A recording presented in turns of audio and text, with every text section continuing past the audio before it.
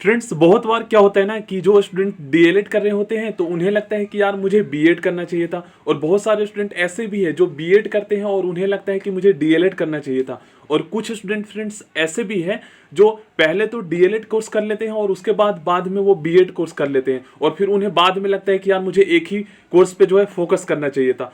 तो इस वीडियो में फ्रेंड्स मैं आपको बताऊंगा कि बीएड और डीएलएड में एक्चुअल में अंतर क्या है, और जॉब किस में जल्दी लगने की संभावना होती है, और ज़्यादातर स्टूडेंट फ्रेंड्स डीएलएड ही कोर्स क्यों करते हैं, तो इसके पीछे का भी मैं रीजन आपको बताऊंगा। फ्रेंड्स ये वीडियो यार बहुत ही मोस्ट इंपॉर्टेंट है, इसलिए फ्रेंड्स मैं चाहता हूं कि आप इस वीडियो को जो है ना एंड तक देखें, क्योंकि इस वीडियो में फ्रेंड्स मैं आपको स्टेप बाय स्टेप बताऊंगा सो दैट फ्रेंड्स आप जो है समझ सके।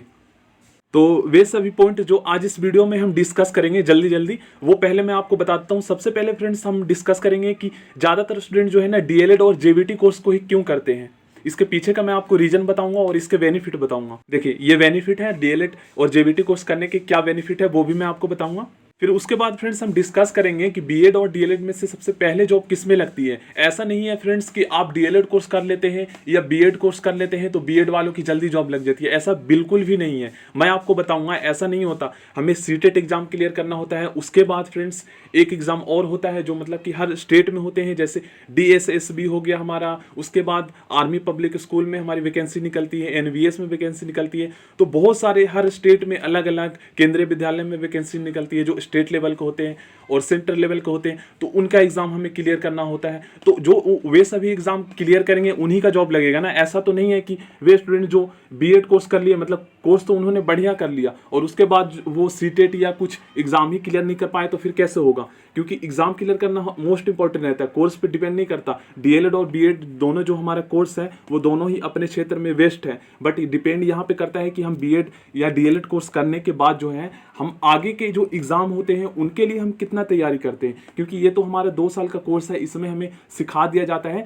कि कैसे बच्चों को पढ़ाना होता है, क्या मतलब कि टीचिंग मेथड होते हैं, कैसे क्लासरूम मैनेजमेंट होती है, वो सभी सिखाया जाता है। बट मेन जो चीज़ें होती है वो हमारे सीटेट एग्जाम या रीट हो गया, यूपी टेट हो गया, बिहार टेट हो गया, एमपी टेट हो गया, ये एग्जाम क्लियर करने के बाद ये सभी हमारे क्वालिफाइंग एग्जाम है। मतलब कि ये एग्जाम इसलिए मतलब कि कंडक्ट करवाए जाते हैं ताकि जो हम किसी भी पोस्ट के लिए अप्लाई करेंगे तो उन्हें ये लग सके कि इन्होंने जो है मतलब कि अपने पढ़ाई की है। क्योंकि फ्रेंड्स कई बार स्टूडेंट जो है ना बीएड और डीएलएड के कोर्स जो है ओपन्स कर लेते हैं, कई बार जाते ही नहीं है, वो फीस पे कर देते हैं और बाद में वो अटेंडेंस लगाने कभी कभार जाते हैं। तो इस सिचुएशन में हमें जो है एक क्वालिफाइंग एग्जाम क्लियर करना होता है, उसके बाद ही हम जो है किसी पोस्ट के लिए एलिजिबल हो जाते हैं।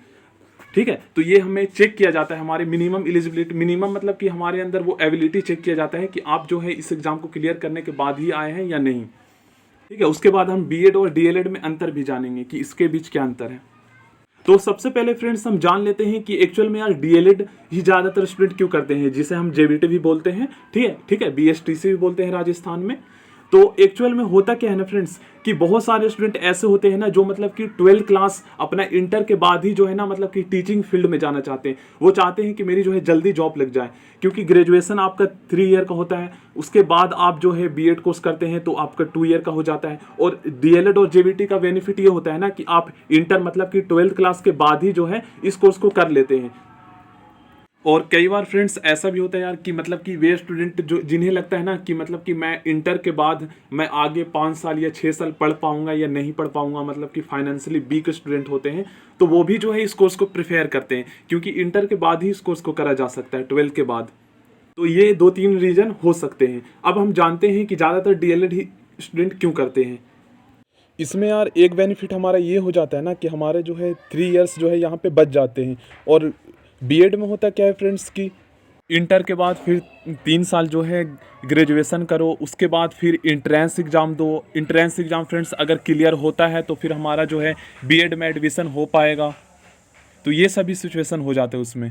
सबसे पहले तो यार हमारे 3 इयर्स बचते हैं, और दूसरा जो है यार सबसे मोस्ट इंपॉर्टेंट, जो यार फाइनेंशियली वीक स्टूडेंट होते हैं और जो प्राइवेट कॉलेज की मतलब फीस जो है अफोर्ड नहीं कर सकते, उतना पे नहीं कर सकते। तो इस सिचुएशन में होता क्या है ना कि अगर जो फाइनेंशियली वीक स्टूडेंट होते हैं, अगर इनके अच्छे मार्क्स होते हैं इंटर में 12th क्लास में, तो इनका बेनिफिट यही होता है गाइस कि इनका जो है ना गवर्नमेंट कॉलेज में एडमिशन हो जाता है। कुछ स्टूडेंट ऐसे हैं, जैसे देख लीजिए उत्तर प्रदेश, आपका राजस्थान और आपका यहाँ पे बिहार, तो वहाँ पे मतलब कि इतना ज़्यादा नहीं, बट गवर्नमेंट कॉलेज की जो सीटें हैं ना वो ज़्यादा है। इस सिचुएशन में गाइज उनका जो है ना गवर्नमेंट कॉलेज में एडमिशन हो जाता है। बट यहाँ पे बीएड में एक सिचुएशन ये आ जाता है ना कि देखिए 3 साल आप ग्रेजुएशन करेंगे, उसके बाद फ्रेंड्स आप बीएड करेंगे, तो इसके लिए आपको जो है ना अपना इंट्रेंस एग्जाम भी क्लियर करना पड़ेगा। अब इंट्रेंस एग्जाम क्लियर करने के लिए फ्रेंड्स इंट्रेंस एग्जाम आप क्लियर करेंगे, देन उसके बाद ही जो है आपका इस कोर्स में एडमिशन हो पाएगा। बट अगर मान लीजिए कि आपके इंट्रेंस एग्जाम में कम मार्क्स आते हैं ना, तो भी आपका एडमिशन हो जाएगा, बट आपका होगा प्राइवेट कॉलेज में एडमिशन। तो इस सिचुएशन में गाइस जो फाइनेंशियली वीक स्टूडेंट होते हैं वो 1 लाख से ज़्यादा तक फीस जो है वो पे कर नहीं सकते। तो इस सिचुएशन में फ्रेंड्स वो स्टूडेंट जो है ना वो डीएलएड और जेवीटी कोर्स को प्रिफेयर करते हैं, मतलब कि उस कोर्स को करते हैं, क्योंकि यहाँ पे पहली तो बात गाइस आपके 70 से 80 हज़ार रुपये फीस लगते हैं। अगर गवर्नमेंट में हो गया तो 15 से 20 हज़ार रुपये आपके फीस लगेंगे टोटल 2 ईयर के। क्योंकि फ्रेंड्स आप सभी जानते हैं कि जो फाइनेंशियली वीक स्टूडेंट होते हैं यार, वो 12th मतलब कि इंटर के बाद वो जो है ना चाहे तो वो किसी सर्च जॉब की सर्च में चले जाते हैं, या फिर फ्रेंड्स उनके पास जो 2 से 3 साल का टाइम बचता है उनमें उसे ग्रेजुएशन का टाइम मिलता है। तो इस सिचुएशन में फ्रेंड्स अगर आप इसी दौरान आप इस कोर्स को कर लेते हैं डीएलएड कोर्स को, तो आपका बेनिफिट हो जाता है कि आप जो है टीचर ट्रेनिंग की वैकेंसी जो निकलती है, मतलब कि टीचर के क्षेत्र में जो भी वैकेंसीज निकलती है उनके लिए आप अप्लाई कर सकते हैं। बस इसमें यह है कि सीटेट एग्जाम आपको क्लियर करना पड़ता है, तो ये बेनिफिट हो जाता है, और बाद में आप ओपन से डीएलएड भी कर लेंगे तो इसमें कोई प्रॉब्लम नहीं होगी। तो जैसा कि फ्रेंड्स मैं आपको बता रहा हूं कि डीएलएड कोर्स करने के बाद आपको B TET, Bihar TET, MP TET, UP TET, CTET clear करना होता है, क्योंकि ये एक क्वालिफाइंग एग्जाम होता है। इसके बाद ही आप जो है विभिन्न क्षेत्र में जो टीचर की वैकेंसी निकलती है उनके लिए आप जो है अप्लाई कर सकते हैं। तो इसमें क्या होता है ना कि आप डीएलएड कोर्स करते हैं तो 1st to 5th क्लास तक के लिए टीचर बन जाते हैं, but CTET exam, UP TET करते हैं तभी हो पाता है ऐसा। तो इसके लिए हमें जो है ना हमें पेपर 1 क्लियर करना होता है। ये पेपर 2 जो है बीएड वाले करते हैं, जो 6, 8 और 10 तक के लिए एलिजिबल होते हैं। और बीएड करने के फ्रेंड्स फायदे ये है ना कि आप जो है ग्रेजुएशन प्लस बीएड कोर्स करने के बाद आप 6 to 8 क्लास तक के लिए एलिजिबल हो जाते हैं। और कुछ साल पहले से क्या हुआ है ना फ्रेंड्स कि बीएड वालों को जो है ना प्राइमरी के लिए भी एलिजिबल कर दिया, मतलब कि 1st to 5th क्लास तक के लिए। ऐसा बोला जा रहा है कि इनको जो हटा दिया जाएगा बीएड वालों को प्राइमरी से, बट अभी तक ऐसा कुछ हुआ नहीं है। और फ्रेंड्स 9वीं से 10वीं क्लास के मतलब कि टीचर बनने के लिए फ्रेंड्स इसमें हमें पता है क्या करना होता है। पहले तो आप सभी जानते हैं फ्रेंड्स कि बीएड के लिए मिनिमम क्वालिफिकेशन आपके पास ग्रेजुएशन होना चाहिए, ठीक है। उसके बाद फ्रेंड्स हमें जो है ना पोस्ट ग्रेजुएशन भी करना होता है। अब आपको पता ही है फ्रेंड्स कि जो फाइनेंशियली वीक स्टूडेंट होते हैं तो वो कहाँ इतना लॉन्ग टाइम तक अपने स्टडी को मेंटेन कर पाते हैं। यही है फ्रेंड्स कि अगर आप 10th क्लास तक के टीचर बनना चाहते हैं तो आप बीएड कोर्स को कर सकते हैं, बट आपको आपके ऊपर ये डिपेंड करता है ना आपकी कितनी कैपेसिटी है, तो आप कर सकते हैं। यहाँ पे कोई भी कोर्स जो है खराब नहीं है, सभी के अपना अपना एक बेनिफिट है। और यहाँ पे आपको पेपर 2 आपको क्लियर करना होता है, ठीक है। यूपी टेट, सी टेट किसी भी स्टेट का, सेटेट जो है वो सेंट्रल का आ जाता है। तो इसमें जो वैकेंसी निकलती है जैसे कि आर्मी पब्लिक स्कूल में, आर्मी पब्लिक स्कूल की, तो यहाँ पे जो है आपको फिर सीटेट मांगते हैं, ठीक है। और विभिन्न स्टेट में अगर निकलते हैं तो वहाँ पे जो है ना आपको उसी स्टेट्स के मांगते हैं, जैसे एमपी टेट मध्य प्रदेश का एमपी टेट, यूपी टेट हो गया यूपी का। फ्रेंड्स हर स्टूडेंट अपने घर की सिचुएशन को जानता है फ्रेंड्स, और उसी का अकॉर्डिंग जो है अपने स्टडी को लेकर वो प्लानिंग भी करता है और जानता है फ्रेंड्स कि हमारे पास कितना टाइम है।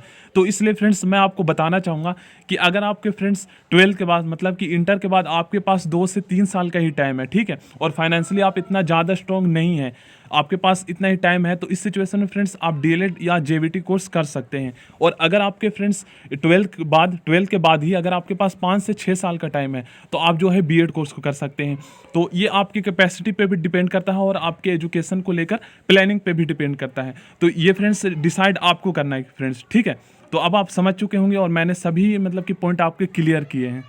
जैसा कि फ्रेंड्स मैंने आपके इनके बेनिफिट तो आपको बता ही दिया कि बीएड करने के बाद आप जो है class BEd plus graduation plus BEd, उसके बाद आपको पोस्ट ग्रेजुएशन करने के बाद जो है आप 9th और 10th को भी पढ़ा सकते हैं, बट आपके पास 5 से 6 साल का टाइम होना चाहिए ना। देखिए 3 साल ग्रेजुएशन, उसके बाद 2 साल बीएड, उसके बाद फिर आपका पोस्ट ग्रेजुएशन में 2 से 3 साल का आपका टाइम लग जाएगा।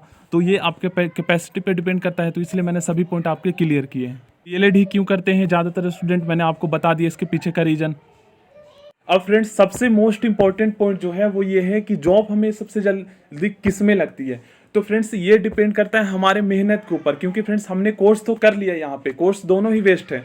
जैसा कि यार मैंने आपको पहले ही बताया कि ये जो कोर्स जो है वो दोनों ही वेस्ट है। यहाँ पे हमारे जो है ना ये टाइम पे, कैपेसिटी पे, हमारे फाइनेंशियल कंडीशन पे डिपेंड करता है, हमारे सिचुएशन पे डिपेंड करता है कि हमारे पास कितना टाइम है। तो इसलिए मैंने आपको बताया कि कोर्स दोनों बेस्ट है। अब जॉब किस में जल्दी लगती है वो मैं आपको बताता हूँ स्टेप बाय स्टेप। पहले तो फ्रेंड्स आपको क्वालिफाइंग एग्जाम ये क्लियर करने पड़ेंगे। देखिए, अगर आप सेंट्रल लेवल के टीचर बनना चाहते हैं, जैसे आर्मी पब्लिक स्कूल, डीएसएसबी और बहुत सारे एनवीएस जो होते हैं, नवोदय विद्यालय में बनना चाहते हैं, तो इसके लिए आप सीटेट एग्जाम क्लियर कर सकते हैं। डीएलएड के स्टूडेंट हैं तो आप पेपर 1 क्लियर करेंगे यहाँ पे। और अगर आप फ्रेंड्स स्टेट लेवल टीचर की वैकेंसी के लिए अप्लाई करना चाहते हैं, और स्टेट लेवल के लिए फ्रेंड्स आपको इनको क्लियर करना होगा। अब फ्रेंड्स क्वालिफाइंग एग्जाम यार क्लियर करने के बाद जो है ना, सबसे मोस्ट इंपॉर्टेंट रोल अगर प्ले करता है तो वो है हमारे मेहनत। अब हमारी मेहनत पे डिपेंड करता है। अब मान लीजिए आपने सीटेट एग्जाम क्लियर कर लिए, मैं सीटेट के बारे में भी डिटेल से बताऊंगा क्योंकि इसमें पास करने के लिए कुछ ज़्यादा मार्क्स नहीं चाहिए, ठीक है, मैं आपको डिटेल में बता दूंगा। तो सबसे पहले देख लीजिए, मान लीजिए आप दिल्ली में टीचर बनना चाहते हैं प्राइमरी के लिए, DSSSB के लिए, ठीक है। तो यहाँ पे होता क्या है कि फ्रेंड्स, अगर आपको दिल्ली में प्राइमरी टीचर के लिए आपको जॉब चाहिए, ठीक है, प्राइमरी टीचर बनना चाहते हैं, तो आपको जो है DSSB के जो एग्जाम होते हैं प्राइमरी लेवल के, इनको क्लियर करना पड़ेगा आपको। अब मेन बात यहाँ पे ये आ जाता है ना कि आप मेहनत कितना करते हैं, आप प्राइमरी टीचर की वैकेंसी जो निकलती है उनके एग्जाम के लिए। तो अब ये डिपेंड करता है, ये नहीं अब इसमें आप पेपर 1 क्लियर कर लेंगे सीटेट का, उसके बाद जो है आप इनके लिए एलिजिबल हो जाएंगे, ठीक है फ्रेंड्स। तो सीटेट के बारे में मैं आपको डिटेल से नेक्स्ट वीडियो में बताऊंगा। सो प्लीज़ फ्रेंड्स इस वीडियो को आप लाइक कीजिएगा। Thank you friends, next video में मिलते हैं। सब्सक्राइब कर सकते हैं आप चैनल को।